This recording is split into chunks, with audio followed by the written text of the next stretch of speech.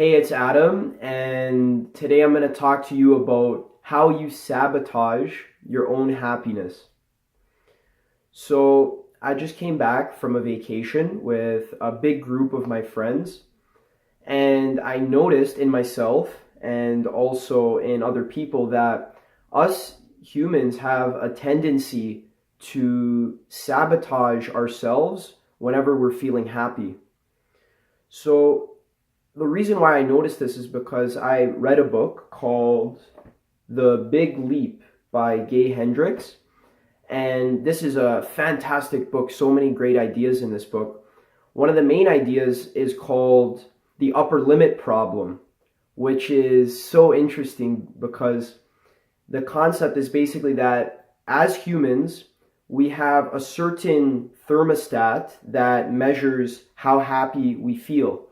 And we have a certain tolerance for feeling happy in our everyday lives. So whenever we pass this barrier, this invisible barrier of happiness, we purposely do something to ourselves that sabotages our own happiness and makes us feel sad, because our mind likes to maintain homeostasis, which is basically just, in simple terms, staying the same. Our mind likes to stay in the same circumstances.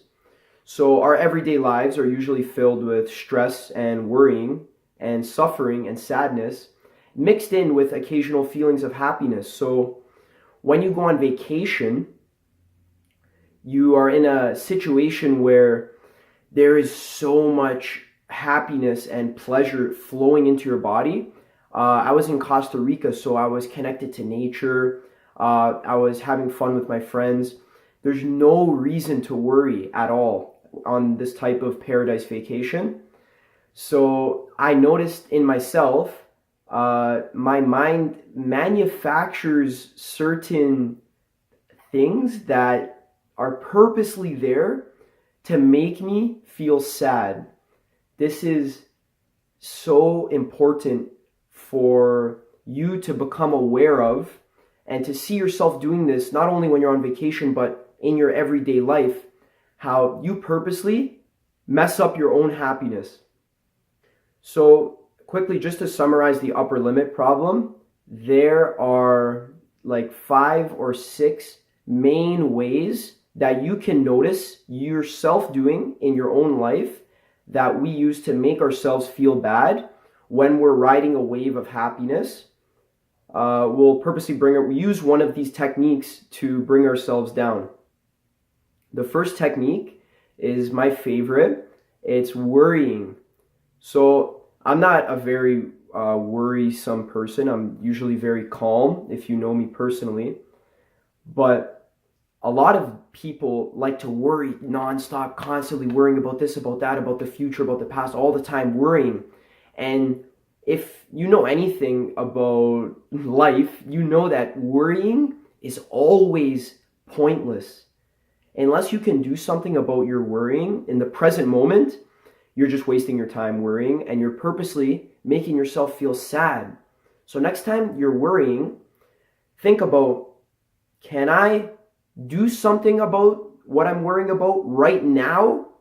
And if the answer is no, you should try your best to just let it go and to feel the positive energy that's in every single moment. The next way that we use to upper limit ourselves in our happiness is the one that I use every single day. And this is basically criticizing and blaming things and other people. So I have a very critical, analytical type of mind that I've always had since I was born, basically. And I basically came out of the womb like analyzing like the way the doctor was doing the procedure, and I was like telling him what was wrong with the way that he gave birth to me, that he delivered me. And basically, when you criticize things and basically overanalyze every single situation and every single person, that's a way that your mind uses to make you feel bad about the present moment, because in truth, there's nothing wrong with the present moment. So criticizing it and analyzing it is only making you feel bad when you should be feeling happy. So that's a sign that you're hitting your happiness tolerance cap, the upper limit. And when you find yourself worrying and criticizing people, that's a good chance for you to notice that and transcend that and allow yourself to pass your upper limit. The next way is squabbling. That's how Gay Hendricks says it, but it's just basically fighting with other people. Just stupid little petty fights. So, someone takes a piece of gum from you and you think about it for the next half an hour and get mad at him. That's a way that we use to make ourselves feel sad. Another way is deflecting compliments. So I find myself doing this a lot. Some people do this all the time. So basically someone gives you a compliment. So, oh, Adam, you have such beautiful, luscious hair, and all the girls love you because they just want to swing from your hair because it's so beautiful and luscious. So when someone gives you that type of compliment, you would say, "Oh no, it's not that nice. It's so oily and greasy." Or they would say, "Oh, or no, yeah, thank you, but I didn't shower today, so my hair's so ugly." So that's just an example of deflecting a compliment, not allowing the positive energy from the compliment soak in to your whole being. So another way of upper limiting yourself is hiding your significant feelings that you have for other people and not telling them about it. So this could be feelings of love or feelings of attraction, or it could even be feelings of hatred or jealousy or guilt that you have towards other people. If you hold these feelings within yourself without expressing them to the significant person, then that's going to fester in your mind, and it's going to constantly be it's going to make you feel bad, and it's going to keep you within your happiness tolerance. And the whole point of your life is to move beyond the happiness tolerance, or else you'll never be happy, right? So those are just 5 ways that you ruin your own happiness. You use these techniques every single day, and here is the best way that you can basically stop yourself from doing this. It's called awareness. So whenever you are being aware that you are upper limiting yourself, it's very easy to tell. Let's say you're on a beautiful vacation and you're on the beach and you're worrying about what this stranger is thinking about you because you have a funny looking sunburn. That's an example of an upper limit problem, because you're in the most beautiful place in the whole world and you have absolutely nothing to worry about, and the only thing there is to do is just soak in and enjoy the present moment, but you're too busy worrying about what strangers think of your funny tan. So whenever you notice yourself doing this type of behavior, you just need to notice it, like, oh shoot, I'm upper limiting myself. I'm just going to let that go, and I'm going to make myself feel happy in the present moment right now. And then you just return your mind back to the present moment, and you let yourself feel all the happy energy in your mind and also in your body. So maybe you might want to take a deep breath, and that's going to basically circulate the happy energy throughout your body. And what you're doing in this situation is you're raising your tolerance for feeling happy. If you imagine happy feeling as a drug, what you want to do in your life is you want to raise your tolerance for this feeling. Because if your tolerance for happiness is very low, then you're going to constantly be upper limiting yourself, and you're going to hit this, your happiness threshold. This is your happiness threshold, and this is you, and you're going to constantly be bumping into it. And whenever you pass your happiness threshold, you're going to worry about something, or you're going to criticize someone, so that you fall back down within the threshold that your mind is comfortable with. Isn't that freaky to think about? So, number one way to fix this is with awareness. How do we develop awareness?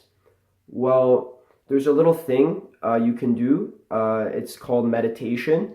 That's the number one way to develop awareness and to get rid of this upper limit problem. This is why, because I like to meditate a lot, this is why I was able to notice myself upper limiting on this vacation, because the vacation is such an exaggerated version of the upper limit problem, because you're literally just in paradise for 10 days. Beautiful resorts, food, pretty girls, nice beaches. There's nothing to be worried about on a vacation, so it's very easy to find yourself purposely sabotaging your own happiness, and it's very easy to see others doing that for themselves as well. So another way that you can solve this upper limit problem is to go and buy this book. It's called The Big Leap by Gay Hendricks. He goes super in depth about this topic. It's a really quick read.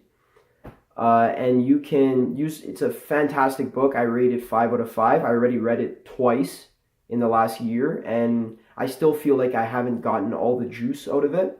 So I'm definitely going to reread it over and over again and review my notes on it so that I can allow myself to feel happiness within my life. So what I want you to do is to notice the upper limit problem happening in your life, especially if you go on a vacation, and I want you to think to yourself, oh, I'm upper limiting. I'm going to stop now, and I'm going to breathe deeply, and I'm going to let the positive feelings circulate through my body. So you can raise your happiness tolerance, and you can feel happiness all the time in your life. So thanks for listening to me. Just a quick video. I'm going to release more and more. I haven't been releasing videos because I've been upper limiting myself, and releasing videos makes me feel happy. So why would I want to feel happy, right? And it's very important to stay sad in your life. That's what your mind likes to do. So I'm definitely going to be releasing some more videos because I have a bunch of stuff up here in my mind that I got to get out. Like the video. Leave a comment. Tell me what your favorite way of upper limiting yourself is. And I'll see you in the next one. Thanks for listening.